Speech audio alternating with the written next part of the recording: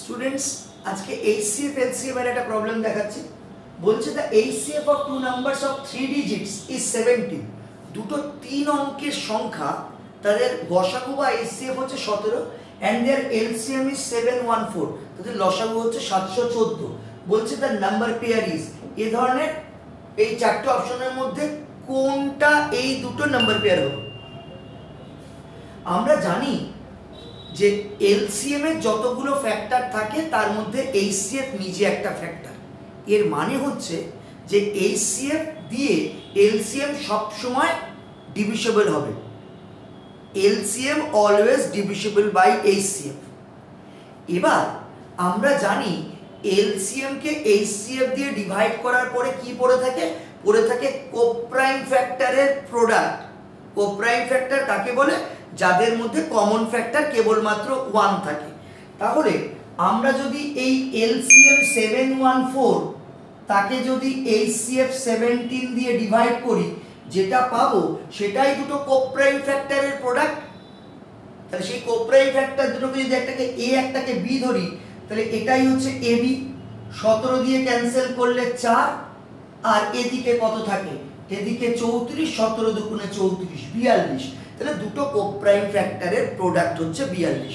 এবার 42 কে আমরা কত রকম উপায়ে এক্সপ্রেস করতে পারি? যে কোপ্রাইম ফ্যাক্টর, দুটো কোপ্রাইম ফ্যাক্টরের প্রোডাক্ট হিসাবে 42 কে দেখো কতভাবে এক্সপ্রেস করতে পারি।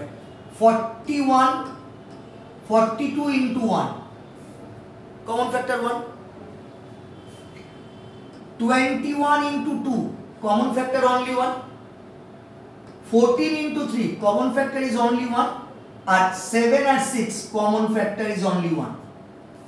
ঠিক আছে, এবার আমরা এটা জানি যে HCF কে কোপ্রাইম ফ্যাক্টর দিয়ে গুণ করলেই নাম্বার পাওয়া যায়। কেমন?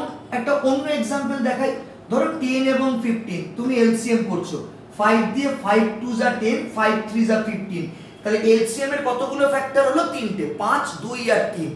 HCF কত? 5। তাহলে 5 2 আর 3 এদের গুণফলটাই LCM।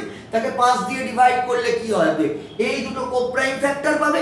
তার মানে 5 ইনটু 2 ইনটু 3 মানে কত? 30। তাকে যখন তুমি 5 দিয়ে ভাগ করছো, পড়ে থাকছে 3 দুগুণে 6, অর্থাৎ কোপ্রাইম ফ্যাক্টরের প্রোডাক্ট। এটাই এখানে বলতে চেয়েছি। আবার সেকেন্ড থিং যেটা বোঝাতে চাইছি, কোপ্রাইম ফ্যাক্টরকে HCF দিয়ে গুণ করলে পাওয়া যায় নাম্বার।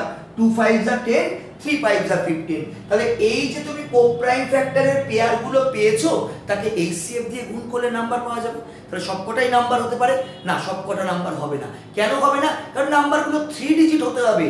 17 দিয়ে 1 কে গুণ করলে 17 3 ডিজিট নয়। এটা 3 ডিজিট গুণ করলে 42 কে 17 দিয়ে, কিন্তু 17 কে 1 দিয়ে গুণ করলে তো সেটা 3 ডিজিট হবে না। তার মানে এটা হবে না। 17 কে 2 দিয়ে গুণ করলে 34, এটাও 3 ডিজিট হবে না। 3 দিয়ে গুণ করলে 51, এটাও 3 ডিজিট হবে না। বাট 17 কে যখন তুমি 7 আর 6 দিয়ে গুণ করবে, একটা পাবে 119 আর একটা পাবে 102। both are 3 digits number। আমাদের রিকোয়ারমেন্টটাও এটা ছিল। So our answer is option D. একটা অঙ্কের মধ্যে অনেকগুলো কনসেপশন একবারে বোঝাবার চেষ্টা করলাম। Thank you.